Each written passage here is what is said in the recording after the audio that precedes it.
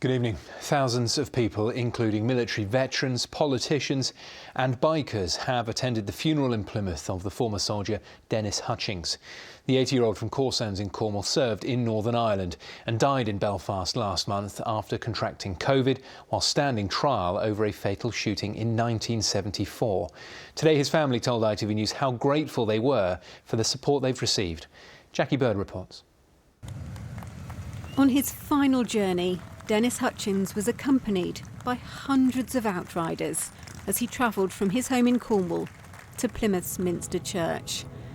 In fact, there were so many motorbikes that they were still pouring into Royal Parade as Dennis Hutchings' cortege arrived outside St Andrews, watched by the thousands that congregated outside the church.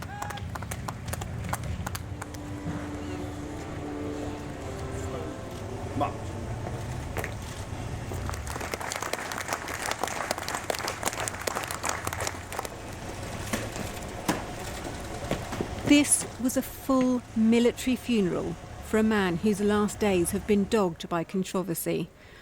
Dennis Hutchings died alone in Belfast after contracting COVID while he was on trial for attempted murder. The 80-year-old had denied shooting John Pat Cunningham in 1974 during the Troubles in Northern Ireland. Today, his friend and former Veterans Minister, Plymouth MP Johnny Mercer, gave the eulogy at the funeral. He was a fair man. He was compassionate. He was the very opposite of how those who would wish to rewrite history would portray him. He was, as the British military officer described him only last month in a courtroom in Belfast, in my nearly 50 years of service with and association with the UK's armed forces, if you were to ask me of the best example of the British non-commissioned officer, the name of Dennis Hutchings would immediately spring to my mind. Thousands listened to the service outside the church, many travelling many miles to be there. A good send-off for a legend. You can see the amount of people that have come today. They love him. Again, people that are still serving, and again the veteran community as a whole to support the family through the times of need. You know, the family had gone through so much. We're just here to support, really, and that's what it was all about. We're all the same regiment, the same brigade. Dennis was lifeguards, I was the Scots Guards, but we're all the Brigade of Guards, so it's all family. At St Andrews, we have a long association with the military, and it is our privilege to be able to serve the community with these kinds of services. So I hope that they feel supported by what we've been able to do for them today. This church has been the place where many military funerals have been held over the years, but probably none quite like this one. Jackie Bird, ITV News, Plymouth. South Western Ambulance Service says the pressure on its service in Cornwall has become intolerable. The Trust has revealed that in total its ambulances are losing 750 hours a day of work due to delays in handing patients over to hospitals. The service says it's working to improve the situation. A charity appeal to distribute gifts to struggling families with young children in Exeter is being inundated with double the number of requests for help. The organiser of the Baby Bank service believes the huge increase is down to increased unemployment caused by the pandemic. Richard Lawrence reports. At this time of year, Exeter's Baby Bank would typically look to help provide new Christmas gifts to around 200 young children's families. They refer to them through official channels. But this year, the numbers keep on rising, nearly double. The latest referral to come through was from a partner who said that she'd been out on home visit to visit a family and they didn't have a single toy or book in the house. So she was really keen to get some support for that family, and which is really sad to hear. Kate Smith believes the consequences of the pandemic have played a significant part. We think it's probably a reflection of COVID, just people unemployment, and just a reflection really of the difficult times so many people have been going through over the last 18 months. The public have been generous, and a local firm, the giant deck chair company, has provided an extra storage and sorting space.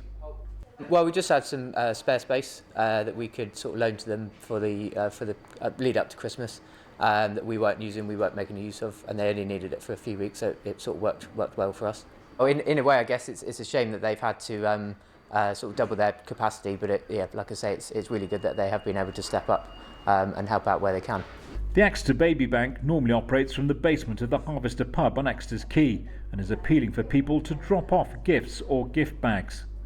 It's always very overwhelming, but it's heartwarming to think of those children on Christmas Day, and that's what we always tell everyone to go away when they've brought in a gift or a bag, is we say on Christmas morning, just stop and just think of that child and that smile, and that keeps us going. Even when we're surrounded by all these presents and boxes and we don't really know if we're coming or going, yeah, you just remember the kind of those smiles on the Christmas morning. It may be their busiest year, but they know they'll be greatly appreciated by those most in need. Richard Lawrence, ITV News, Exeter. Now, hundreds of people gathered in Plymouth and across the region earlier today for Armistice Day services. The South West paused at 11 o'clock this morning to remember the fallen. Last year's services had to be scaled back due to the pandemic. To mark Remembrance Day, a new woodland has been created just outside of Newquay. The Royal British Legion is celebrating its centenary year and has planted 100 trees. Marina Jenkins has this report.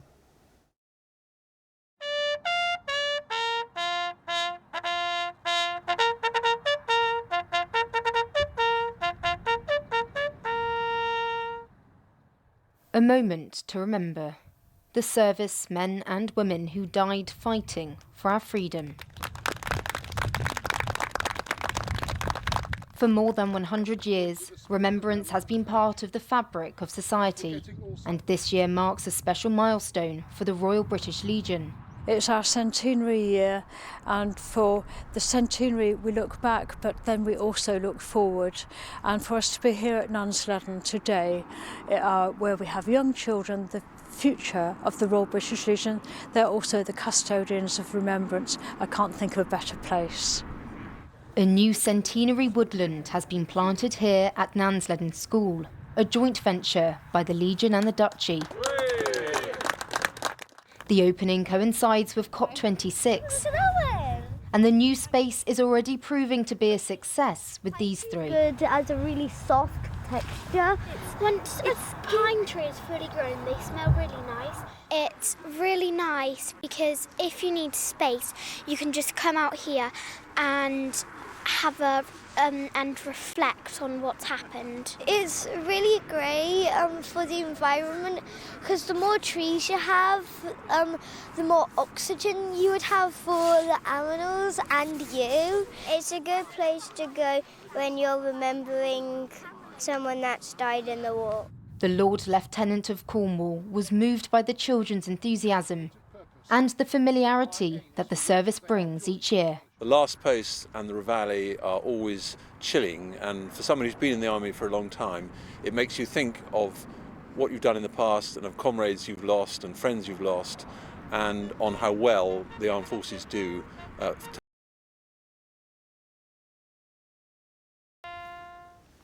Marina Jenkins with that report there.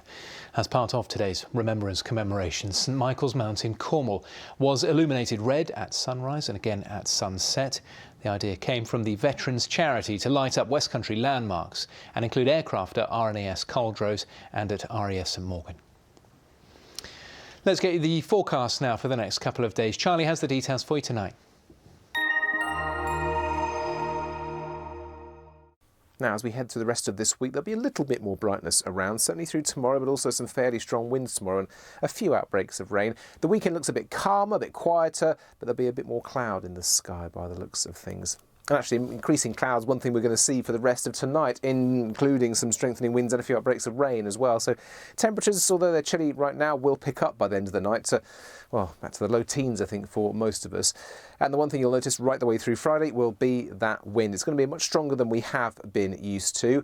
There'll be a few outbreaks of rain, but they'll push through pretty quickly. And then some sunshine between. Some of us will escape with a relatively bright day. But although it's mild again, I think in those winds, certainly along the northern coastline, it'll feel a little bit colder than we have been used to.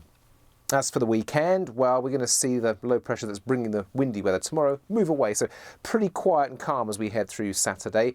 Mostly dry too, with the best sunshine, I think. A bit more cloud just trying to creep in as we head through Sunday. Into next week, we've still got high pressure with us, but it's taken up residence towards the eastern side of the UK.